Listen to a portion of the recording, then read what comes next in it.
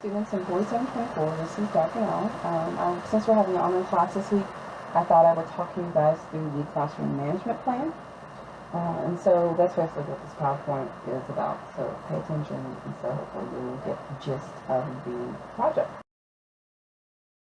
Okay, so the classroom management plan is basically really thinking through your procedures in your classroom.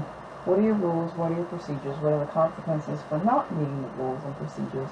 And basically what it is that you really want to happen in your classroom. So first thing we're talking about is entering and exiting the classroom. What procedures does your cooperating teacher already have in place? And if basically a student doesn't meet those, rules, what are the consequences?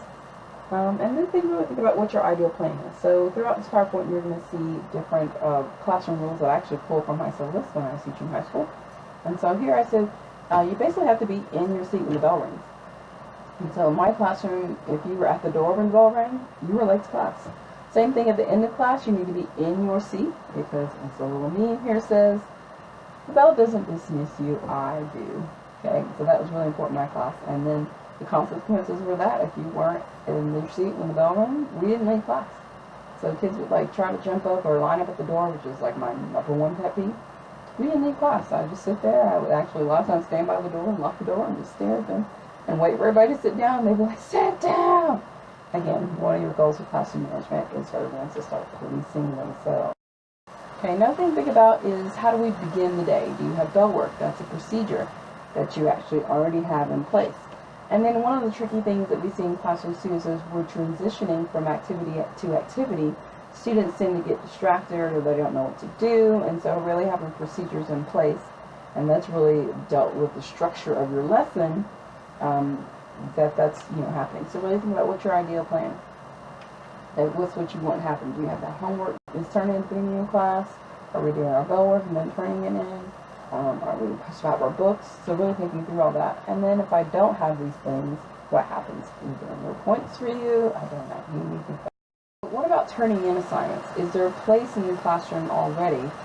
Is there a procedure already in place for turning in assignments? So in my classroom, students knew that I had basically a little mini plastic drawer that in second hour they'd pull out the second hour drawer and they put their homework in. So they knew where all the homework was.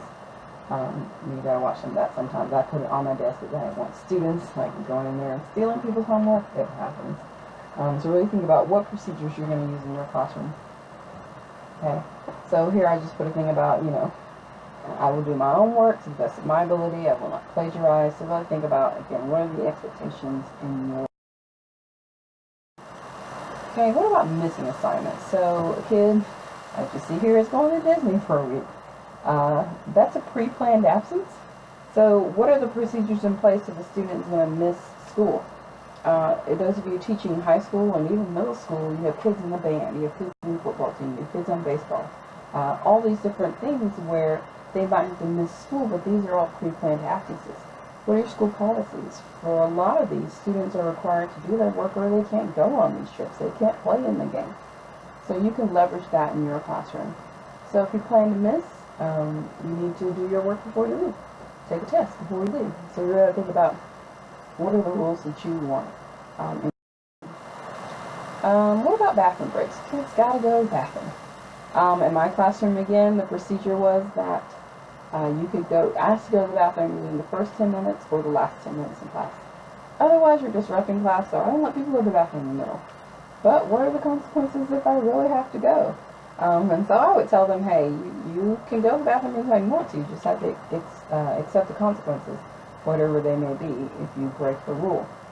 So really consider what it is that you want to happen. One of the main problems we have as high school teachers is students disrupting class. And so what is it that, what are your expectations, I guess? So you don't want students talking when you're talking. Do you not want students talking over each other?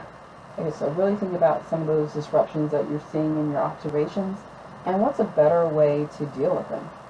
Okay, so what are the consequences when a student is being disrespectful to another student, calling names or bullying or those types of things you're saying, or if they're talking when you're talking.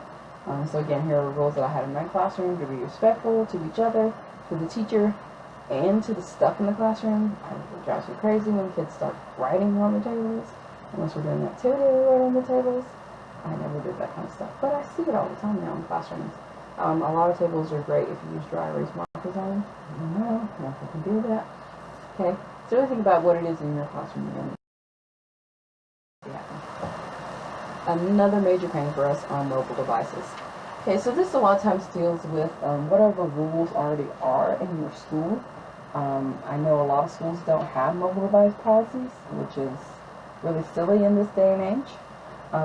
But what are the rules that your teacher has in place? So if everyone's allowed to bring their phone to class and have their phone with them in class, what are some procedures that you have in place? So I know I've seen a system where the teacher basically had a green card, a red card, and a yellow card. Okay, so the green card, cell phones are go. They're okay today, you can use them. Maybe it's an independent work day. Yellow meant that you could only use your cell phone when instructed. And then red meant it was a no cell phone day. Maybe that's a test day or something like that. So really think about procedures like that. I've seen cell phone jails, which are like buckets, where if a kid is excessively on their mobile device, that it could be taken away from them. Or you've seen like the shoe racks, where the plastic shoe racks, where kids come in and plug in their phones, and maybe they get extra credit if they do something like that. So really think about what it is that you want to do. It's really important these days that we teach students how to use technology properly.